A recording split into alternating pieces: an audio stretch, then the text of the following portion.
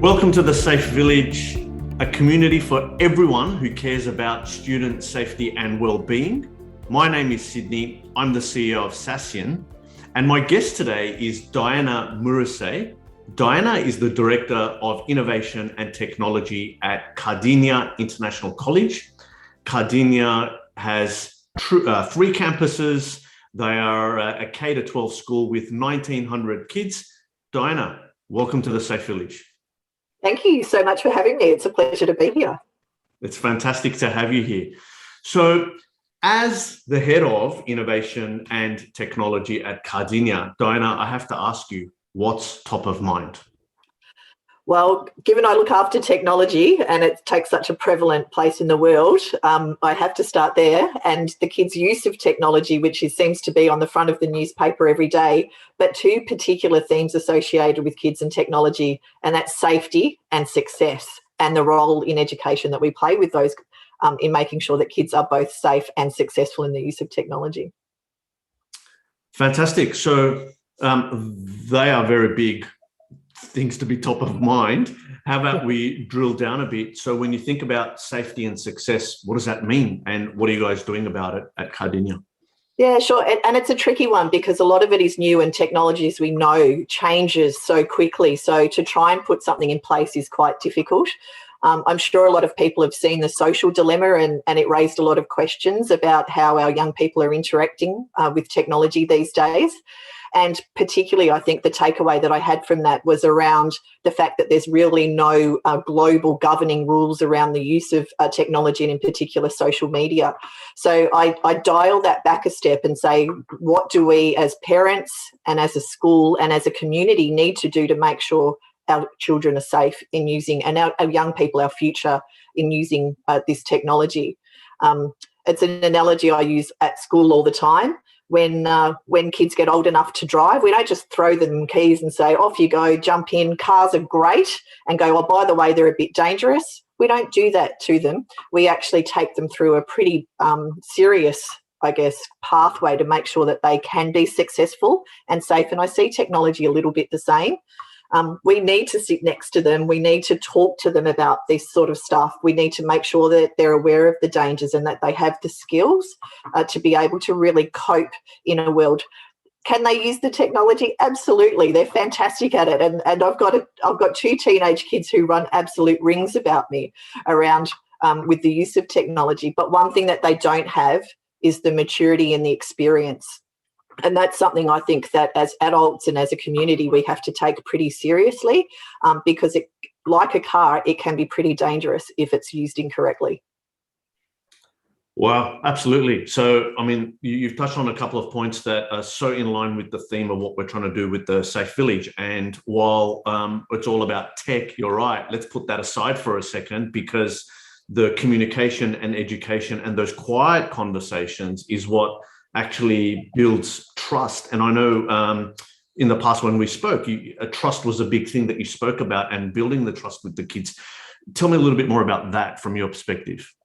Yeah, certainly. So in my role, I get to see probably the best and the worst of the use of technology. And I don't want it to sound like all doom and gloom, because what kids can do and have done with technology and the world is absolutely fantastic. And particularly over the last 12 months, boy, if we didn't have technology to connect to people, even our conversation today would not be possible. So it's not about restricting that use at all. It's about getting them to really understand consequences. And we know that the adolescent brain isn't fully developed. So how do we actually get them to take that journey with us and understand and know what to do if there is danger? One of the things that I see a little bit is parents, I didn't grow up using technology as a teenager, that I had to get on the phone that was connected to the kitchen wall to talk to my friends. So I was monitored, and my parents could have those conversations. But we don't have that luxury anymore because of the mobile nature of technology. So how do we create those relationships? And it's not just perhaps a school and a student, it's also the parents and the communities and the sporting leaders and so forth that can take a really active role in this. And when I talk about that, it's really around education and getting the kids to understand. So taking that very positive approach to how kids are using the technology. So it sounds like there's ownership, there's accountability, there's responsibility, and it's not very clear today who owns it, who's accountable, and who's responsible. I'm also a parent of 3. Am I responsible to have that conversation? But in a school setting, what happens there? What's been some of your experience in actually just finding common ground with the adults in the room, right? How's that been for you in terms of getting, as you said, the community, the parents, whether it's sporting community or local community, the parents involved? What's been the experience there, and what can you share with us? Sure. So a lot of the things that we don't want to do is allow people to come in and be scared of the technology, and that's where we've got a lot to learn from the kids. So keeping those networks really open is really important. The kids can take the driver's seat when they're teaching us where to click and what the photo can do and how to make, put funny bunny ears on things.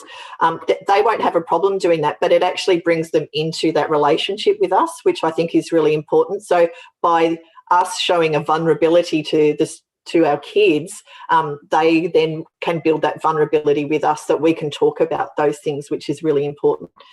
We do still need to have rules. I'm not against rules, but where I've seen some real issues is where parents have come down and taken away the technology, and it's literally like taking away arms and legs off kids to take that technology, and there's always a time and place for that. But as a first response, because as a parent or as a school that we might be scared about those consequences, that can be quite dangerous in itself, because kids will inevitably have a friend that's got a spare phone or a SIM card or use someone else's Wi-Fi, create a fake Insta account and all of those sorts of things. So that's where that keeping that openness is really important.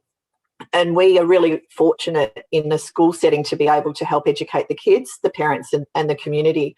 And it's no secret, it's why I'm here today, that we use Saasyan as part of our education process. So we are looking at what the kids are doing on the internet, and it allows us to have conversations with both the students and also the parents. Some of it's just inappropriate child behaviour, and we talk them through that about what would happen if you were in the workplace and you made those sorts of comments. What do you think would happen? But some of it can be actually catching kids at risk as well. So we've been in an unfortunate situation where we've seen some kids searching for help because they're in a bad place, and we've been able to intervene in that as well. So we're constantly having those conversations with our families and with our kids about the different things that they're doing online to help keep them nice and safe. I think that's critical. The point that you raised about if you take the device away, it's like taking away a limb. And I also don't think, saying you can't use something is the right answer, or blocking and so on. It's a combination of, creating the right context, educating, monitoring, intervening when you need to. Not everyone's going to be as mature at the same time to deal with these things. Sounds like you've got quite a well-developed view on this. What's been the journey to getting here, Dinah? What's the backstory? Well, I think it's experience as well, which is what's really hard to put on a young head, on young shoulders. And we've learnt a lot as adults. We deal with things now that we never dealt with as teenagers ourselves, and sexting is a big one. Young children being groomed is another one, and we know some of those dangers physically, and we have the conversation with kids. Would you go out the front and take a photo of you in your front yard and be happy for the neighbours to see you? And it's like, oh, no. Well, why would you keep that on your phone and then send it to somebody? Because it's basically becomes public. So trying to create that situational awareness with the kids who are only in that moment at that particular time has been really, really difficult. And having dealt with some pretty difficult issues at a school, and working with parents through some of those issues that could potentially really impact on the kids' future, has has allowed us to develop a suite of tools. So we get, we certainly work a lot with the kids. It's embedded in the curriculum. It's specified. We still have rules. We have to have rules. It's like a speed limit in the car, the analogy of the car. There still has to be rules. There still has to be consequences. But certainly education and talking about stuff, I think, is the most common one. And where possible, we use peers to coach as well, because they much prefer, kids prefer to hear about it from other kids than old people who, what would they know? And we also try and take a really positive approach as well in how we're educating as well. So being a school that has students from K to 12, at what age do you guys start talking about these things? So, you know, that analogy of taking a photo of yourself in the front yard and so on. At what stage does that happen? Yeah, so we actually start cyber safety classes in year 3. And a lot of that is around just some basic safety and understanding that they live in a world that's connected, and there's some consequences and rules, and having an understanding of what they're seeing on the screen. And each year it increments. So we do target different things at different levels. Sexting, unfortunately, is now hitting us in year 7, a little earlier than what it had previously. And then we go through some of the normal social issues around bullying and some of those sorts of things. You know, a lot around year 9, the inappropriate harassment and so forth in those year levels. That's what I'm seeing this year anyway. Interesting. And what's been the response from the parents? Like when you bring this out and say, like, you need to be involved, and this can't be just a conversation that I have as the technology director or the innovation director or someone that's the wellbeing director at school, but because half the time they're there, the other half they're not at school. Absolutely. What's been the response from parents, and what could hopefully this community platform you know, do to help someone like you get a better message out? Like, you know, so what is it that parents are doing or not doing? Yeah. I think that there's great parents out there that are very on board, which is fantastic, and they hear the message and they talk to us about that message and how they're implementing some of those things. One of the things that we talk about in year 5, where our children take home their computer for the first time, is having a family contract around where the computer can be used, how long it can be used for, what sorts of things that they can do or not do on the computer, and really importantly, what to do if they're unsure. And then there's some rules and some consequences around that. We generally find that where there has been an issue raised, it's a shock for the parents, that they've not had an understanding, that they haven't perhaps themselves realised what the dangers of having a mobile phone in the bedroom overnight is, for example. And you know, they could kick themselves afterwards because sometimes there is irreparable damage. But generally speaking, I find that parents feel quite vulnerable and anxious and a little bit scared because they don't know and understand and are very receptive to the information that we give them. Excellent. Excellent. So what guidance do you have for other innovation and technology directors like yourself in other schools? You know, you've been there for a while. You've got lots of experience, and clearly you're doing some great things. What guidance do you have for someone who is following your footsteps from a leadership or a career perspective? Certainly, I would definitely say network and community are absolutely vital. We often talk about it takes a village to raise a child, and I think in the current times there is nothing more truer. The parents need our support. We need parent support. We need support of community partners. We need support of business partners like you guys to make sure that we're all on the same page, that we're all learning from each other and sharing that information so that everybody can be really armed. This is all about trying to get our young people to be successful in achieving their goals, and I think everybody undeniably would like to do that. So it's about having those open conversations with that wider network to learn from each other and get that experience to really provide that opportunity to our kids to leverage technology in the most positive way possible. I love the focus on the positivity side, because also, you know, from what we do at Saasyan, we don't also want to be the grim sort of company that only talks about the suicide and the cyberbullying, because technology is also used to enhance and advance people, kids, right? Helping them become their best. And so I really love that real alignment between us on that. So that's great. You've got an important role for many reasons, but one of them is that you're a triple campus school. You're sort of at the center of everything. What do you wish others knew about your mission and your work that maybe they don't, that, you know, hopefully might help them better work or understand what you're doing? That we rely on that partnership. So that partnership that I just spoke about, I think probably if anybody wanted to do anything, it's to get involved and not sit back and be a spectator. We can't do it alone. Parents can't do it alone. To realise what your place is in this and step in and get involved, because the more that you are proactive in doing this, the better the outcome for everybody. Absolutely. Fantastic. So as part of preparing for this interview, I looked around and found Cardinia is an Aboriginal word that means new beginnings. Tell me more about the school.